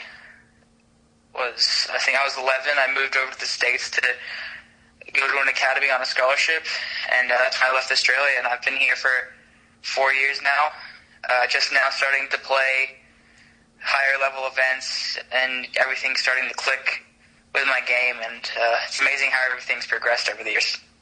Your arrival to golf at such a young age was sort of compared with Tiger Woods. I'm just interested to know, for someone who started so early, and now you're going to go to, down the track you're going to go to Stanford University in California, that kind of thing, and I presume that you want to become a pro and that kind of thing. Do you love playing still? Do you enjoy getting out there and playing still? Does it get you, your competitive fires going? Oh, yeah, it's the best thing for me. practice only gets me so far, but then out there competing, it's just so fun. The different quality and level of players that I face every week, it's awesome. And being able to test my game against, juniors and then also college players and mid-AMs it's really special. And, I play on some really nice courses, especially on the AJGA, and really blessed to have all the opportunities I've been given.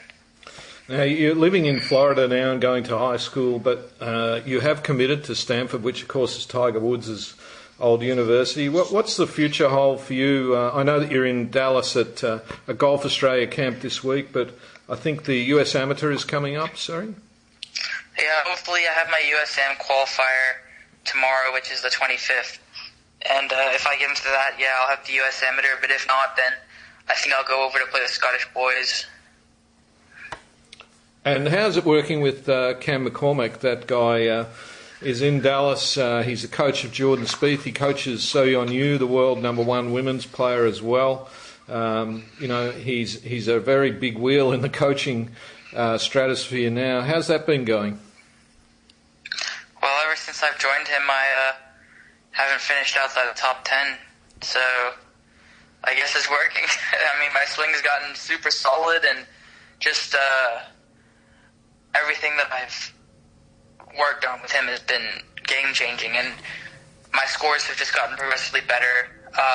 I've only shot over par, I think, once or twice this summer, and it's really great. We understand each other. We have a good time, and he also coaches a bunch of my friends on the junior level over here. So it's just a really good environment, and love the facilities he coaches at, and just my game is just drastically just risen to another level since I've been with him. You mentioned that you've been living in the States for 4 years now.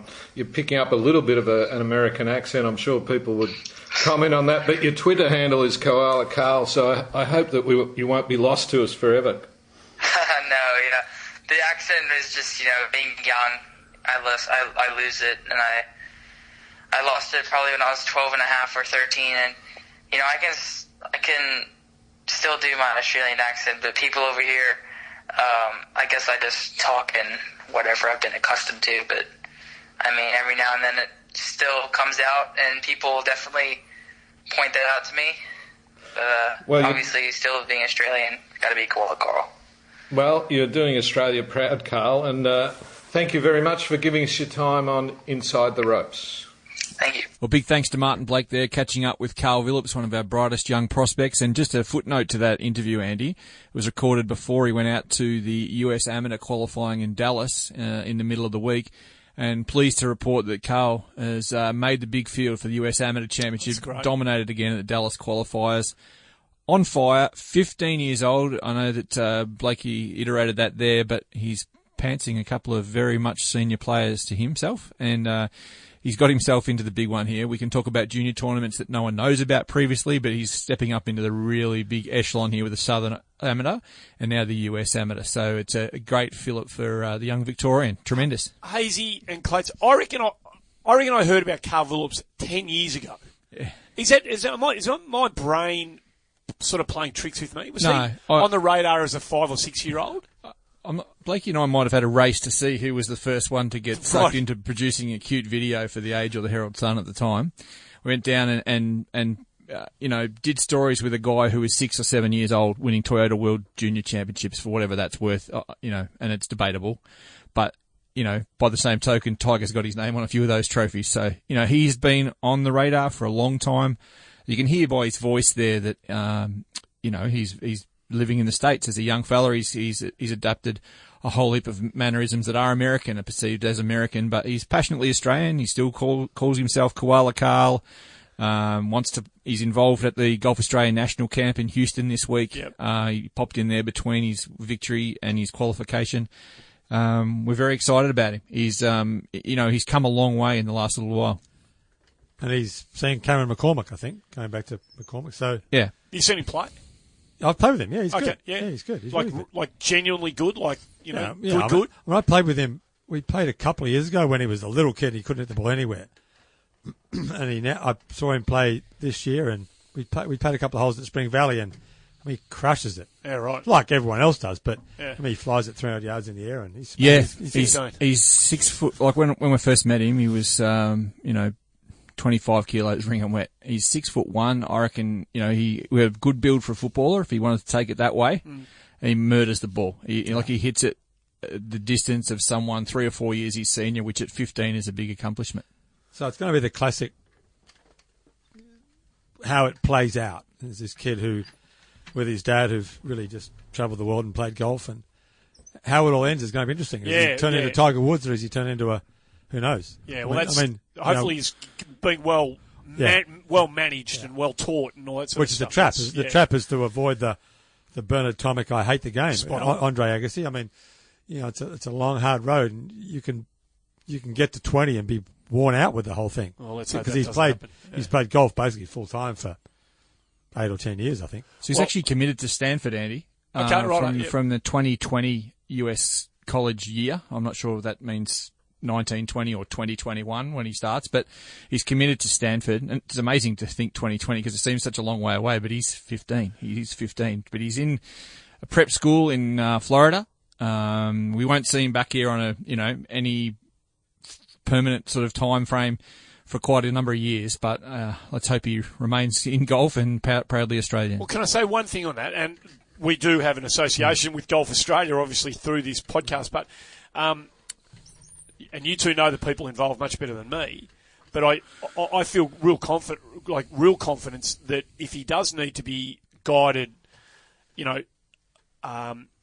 carefully and managed well through these formative years of his emerging career, there's a lot of good people at Golf Australia who will understand his age, immaturity, the golf swing, the pressures. So if he seeks the right counsel from people, close to the national body, then he'll get good advice. And I think Cameron McCormack grew up with Jordan Spieth when he was 12 years old, so you couldn't get a better teacher than that. Who teaches Austin Connolly, who was that? The Texan-based Canadian kid who looks like he stepped really out well at Birkdale. He stepped out of the crowd. Yeah, like his pants were too big and his hair was. I'd say messy. skate park. It's unbelievable. It was extraordinary. Just loose too, no stress at all in his golf swing at all. He did amazingly well. He did. Other bits and pieces before we wrap it up. Some really bad news in the world of golf this week.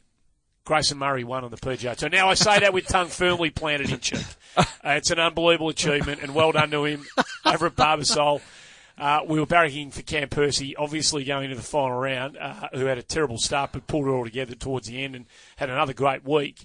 But Grayson Murray, to his credit, won on the PGA Tour. Are you going to say it or am I going to say it? The irony being, he won in America while all the other best players were playing in Europe. There you go. There you go. Cop that, Grayson. Yeah, there you go. But anyway, no, well done. Chad Collins doesn't win and shoots 60 in the second round. Now, I know that's not, just because you shoot 60 doesn't mean you're going to win a tournament, but shoot 60 and don't win a tournament. I reckon Johnny Vegas did that in the same tournament last year from memory. I reckon he might have done... Bads won last year. The one that Bads won last year. Bads ran him down. I reckon he shot actually, yeah. I think it was a 60 or a 61 maybe at the same tournament. So it's out there on that course, but means that, you're going to have to shoot a ridiculously low number to win. So Cam Percy shoots 4 rounds in the 60s, finishes tied 12th. He moves from 135 to 132 on the FedEx Cup standings. He was on with the boys on RSN this week. We should actually put a bit of it in. When he got onto the 18th green, the scores are scrolling around on the on-course monitors, and this is how Cam Percy related that story to the boys on Brekkie during the week. The scoreboard's there telling you projected FedEx Cup points, so you can see it, your caddy can see it. And I wanted to hit a wedge, and my caddy was like, I think it's a perfect 9-iron, but I had the adrenaline going and this and that, and I tried to hit a 9. I took it a bit too easy and blocked it like a yard right. Chipped down to 5 feet and missed it, and I went from 127 to 137 with that putt, and you just feel sick, you just walk into the scorers, had all these kids, can I get your autograph? No, you can't. That wasn't around in your day, Clates, those sorts of live screens with live scoring and all that sort of stuff. You kind of knew. Everyone knew. Yeah, kind of had a sense of it. That's pretty disconcerting. I mean, this guy. He's playing for a job, and he's getting closer by the week. He's obviously in pretty good nick at the moment, Cam, and good man, and we're all barracking for him, even though he's a Collingwood supporter. But that's just another 5% of pressure. You probably don't need, do you, when you're standing over a putt? And those boards are big, and invariably it's dark as you're coming on, and they sort of glow across the 18th green. It's a nightmare. Brett Druitt shoots 62 in the final round of that tournament, which is terrific for him in terms of where he's at and what he's trying to do. Other bits and pieces, Steve, not a great week on the web.com. Stevie Allen tied 31, and India Crete was the best of the Aussies. Wendy Doolan, we only had 2 players teed up in the LPGA this week. In Kyung Kim beats Lexi Thompson by 4. The Korean dominance on the women's tour continues. Wendy Doolan was the only Australian who made the cut. Only 2, I think, played. Sarah Kemp was the other. Good to see the veteran can still make a cut over there on the LPGA tour. And Hannah Green, just to make it 10 out of 10. Green, yep. Remarkable. It's an unbelievable performance again. So Nana Madsen, who was second in the ISPS Handler Women's Australian Open, gets a Battlefield promotion, so plaudits to her. But that leaves a door open even further, I reckon, because she's obviously going to go up and play LPGA now, and Hannah Green's ranked 5th on the race to get her card next year. Top 10 will do that. But she just puts her name there every week. It's phenomenal. And, full credit to Steph Nah and also to Jade Panos for banking little checks there as well. Shoot 64 in the final round. She plough her way through the field. She thinks she needs another 20,000, but that sounded pessimistic to me. I wouldn't have thought she needed that much. But, I mean, she should. And the way she's playing, she'll make that easily. But, it's I think she's played really well this year. She's already 20 grand clear of the 11th place player. Yeah. And you could win and not bank much more than that. So I think, it's hard to see players 6, 7, 8, 9 and 10 doing something at the same time. No, she's a good player. She's really good, really solid player. Anything else before we wrap it up? Just in addition to those amateurs with Carl Phillips, a whole heap of guys have qualified for the USAM. So big congrats to Blake Collier, Dylan Perry, and Kieran Day, one who we had on the West Australian program a few weeks ago.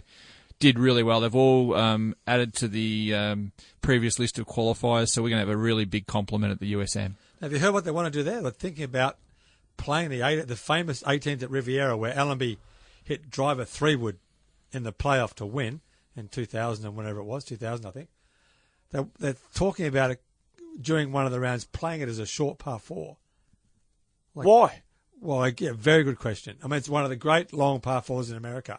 And if you go to the top of the hill and make it 300 yards, it's just not that interesting a short par 4. Nondescript. And do they want 2 drivable par 4s on the course today? I was going to say 50 yards away is arguably the greatest short par 4 in golf, certainly one of them.